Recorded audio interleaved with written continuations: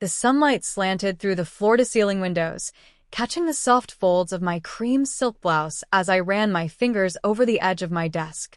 My office smelled faintly of fresh coffee and polished wood, comforting, grounding, but my phone's vibration shattered that calm. A text from an unknown number flashed. "Saw you today. Guess who?" My stomach twisted. I leaned back in my chair, my mind racing. The calm, composed woman my colleagues admired, the one who closed multi-million-dollar deals with a smile, wasn't exactly who I felt like today. Memories surged unbidden, laughter that cut sharper than knives, eyes that mocked my every stumble. My brother. Of course. He was here, or at least he had found a way to reach me. I touched the engraved bracelet my grandmother had given me years ago, the one I never took off. "Strength is silent, but it speaks louder than words," she had said. I had clung to that advice during sleepless nights, after humiliations that no one else would understand.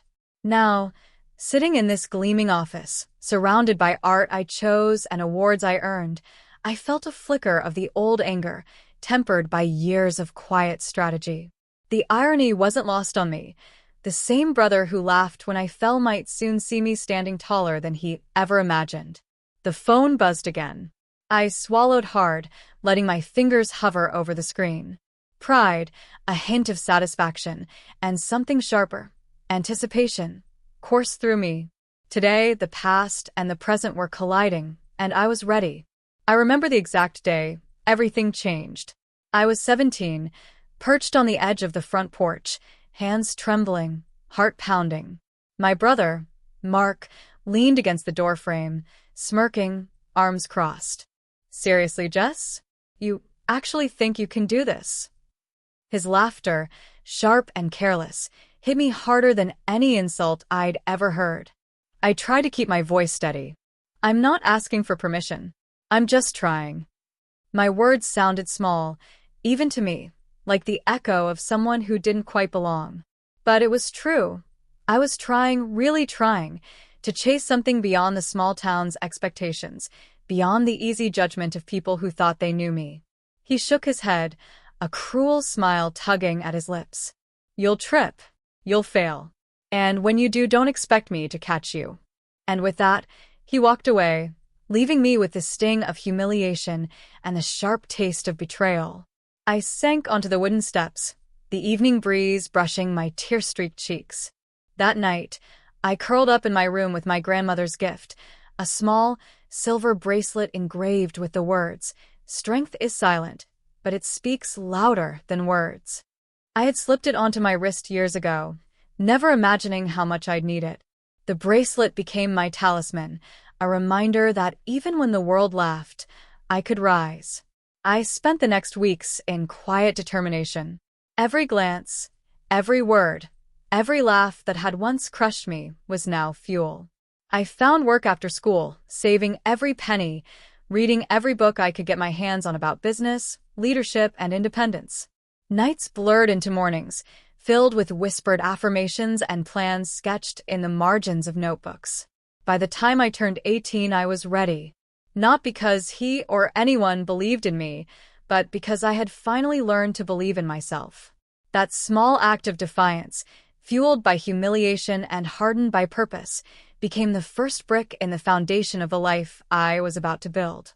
I clenched my grandmother's bracelet as I remembered it, the metal cool against my skin. I had fallen then, but this time I was getting up. Not for him. Not for anyone. For me. I didn't tell anyone what I was doing, not my parents, not Mark, not a soul. Every step forward felt like a secret rebellion, a quiet promise to myself that I would rise, no matter how many times I had been mocked. My morning started before sunrise, coffee in one hand, laptop open, typing out business plans and scouring opportunities. The world outside my small apartment was vast, and I was determined to claim a corner of it. It wasn't easy. There were nights I cried into my pillow, the fear of failure clawing at me, whispering that maybe Mark was right. But then I would glance at the silver bracelet on my wrist, cool and reassuring, and I would push forward. I found a mentor, Mrs. Henderson, a sharp, seasoned woman in finance who saw potential in me before I saw it myself. "You've got fire, Jess," she said on our first call. "But fire needs focus. Channel it, and you'll burn brighter than anyone expects." Her words became a roadmap. I poured myself into learning, absorbing every lesson, every nuance of business strategy, client management, and negotiation. I hustled tirelessly, pitching to clients, refining proposals, losing deals, and then learning from them. Each small victory felt monumental. My first client who signed a 6-month contract, the first profit that made my bank account feel like mine alone, the first moment I realized I could live independently without relying on anyone's approval. Even as I built this hidden empire, I kept my family in the dark. On social media, I posted safe, modest updates, a photo of my morning latte, a snapshot of the city skyline. No one needed to see the depth of my achievements, not yet. It felt deliciously ironic that the same brother who had laughed at my falls would remain oblivious to the heights I was reaching. Along the way, I discovered resilience I didn't know I had. Long nights of self-doubt became opportunities to test my limits. Setbacks weren't failures. They were lessons, each one teaching me patience, strategy, and the importance of staying calm when the world expected me to crumble. I learned to navigate sexism in boardrooms, skepticism from clients, and the subtle underestimation of my abilities. By the time I was 24, I had quietly built a thriving consultancy. Offices, contracts, revenue streams, all running smoothly, all under my direction. I was independent, capable, and the door opened, and he stepped in, his eyes immediately scanning the space. Expensive art adorned the walls, abstract pieces I had handpicked, reflecting months of travel and taste I had cultivated alone. A custom desk stretched before the city skyline, sleek and commanding, with my laptop open to financial dashboards, glowing quietly. Every detail screamed sophistication and accomplishment, a world he had never expected me to inhabit. "Wow," he breathed, stepping closer, clearly struggling to find words. He had always been confident, self-assured, untouchable, but now I could see him falter, the first crack in that armor of arrogance. I leaned against the desk, arms crossed, letting him take it all in. "It's impressive," he finally said, voice wavering. I offered a small smile, one that carried years of silent victories, and let the silence linger just a beat longer.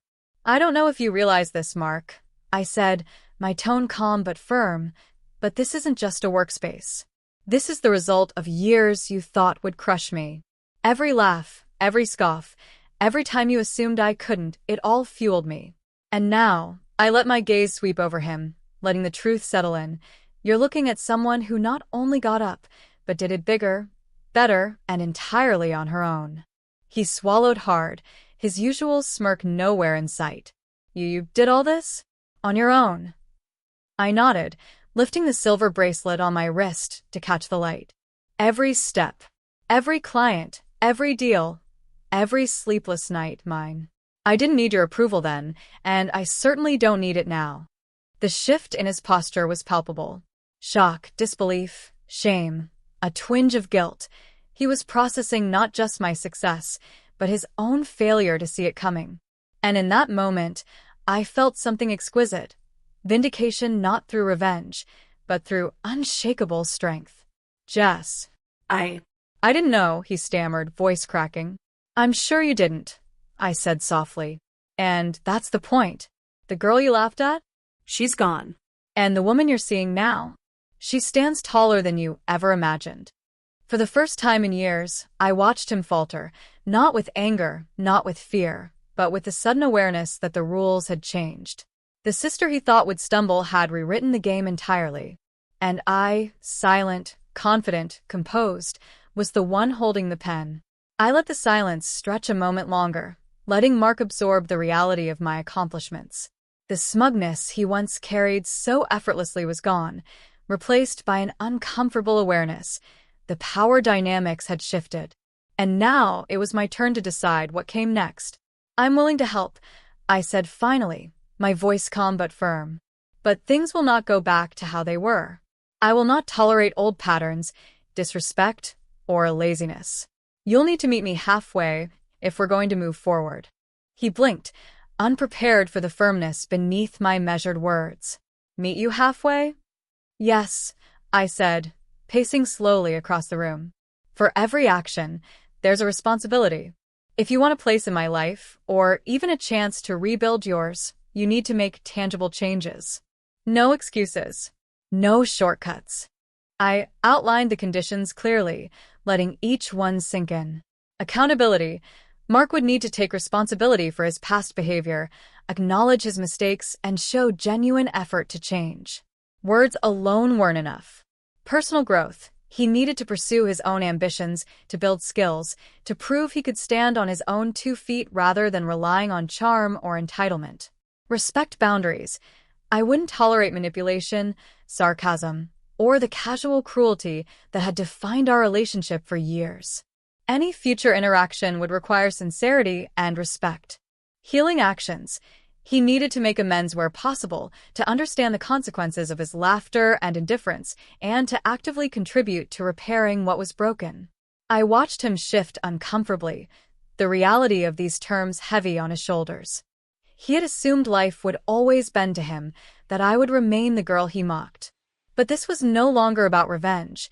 It was about balance, fairness, and the kind of empowerment that doesn't come from tearing someone down but from standing tall while letting them meet you at your height. I can do that, he said slowly, voice tentative but earnest. I smiled faintly, letting him feel the weight of my expectations. Actions will speak louder than promises. Meet these conditions and maybe we can rebuild. Fail, and we remain strangers. Simple as that. It was the ultimate reversal of fortune. I wasn't gloating. I wasn't seeking to humiliate him, but the satisfaction of seeing him confront the consequences of his own past cruelty was undeniable. I had laughed when I fell. Now he would learn what it felt like to stumble, and the lesson came with a chance for redemption, but only on my terms. I touched the silver bracelet at my wrist once more, its cool metal grounding me. Power wasn't about dominance, it was about control, about choosing the life you wanted and demanding respect while extending the opportunity for growth to others, but never at the cost of your own integrity. Weeks passed, and the air between Mark and me began to shift. He took the conditions seriously, or at least he made a visible effort. I watched him enroll in a professional development course, take responsibility for past mistakes with quiet apologies, and slowly rebuild the parts of himself that had been tangled in arrogance and carelessness. I wasn't naive. I knew the change wouldn't be instant. But it was a start, and for the first time in years, I felt hope, not for him, necessarily, but for the possibility of a healthier bond. I sat in my office one morning, sunlight spilling across the polished desk, and thought back to the bracelet on my wrist. It had been with me through every fall, every sleepless night, every triumph no one else saw. Its silver gleamed warmly, a reminder that strength doesn't need to be loud, it just needs to persist. The journey had been painful. The humiliation, the doubt, the loneliness, they had all carved deep lines in me. And yet, in the depths of that struggle, I had discovered something profound. Resilience isn't just about surviving the falls. It's about learning to rise higher, stronger, and with purpose. I glanced at the city skyline outside the window, a panorama that mirrored my own growth, towering, expansive, and quietly magnificent. Life hadn't given me these victories on a silver platter. I had earned every one of them with grit, focus, and unwavering determination. And as much as I had risen for myself, I had risen beyond the shadow of anyone who doubted me, Mark included. There was no gloating, no need to revisit old hurts. Instead, there was grace, a calm assurance that I had become the woman I was meant to be. The girl who once stumbled and felt laughed at had transformed into someone unshakable, someone whose success was inseparable from her integrity and self-respect. I closed my eyes for a moment, feeling the smooth curve of the bracelet against my skin. Strength, persistence, and self-belief had carried me here. And now, as I opened them, I knew the final truth. Falling had been temporary, rising had been inevitable, and empowerment had been the reward. I smiled, a quiet, knowing smile, as I whispered to myself, I fell once, but I rose higher than anyone could imagine.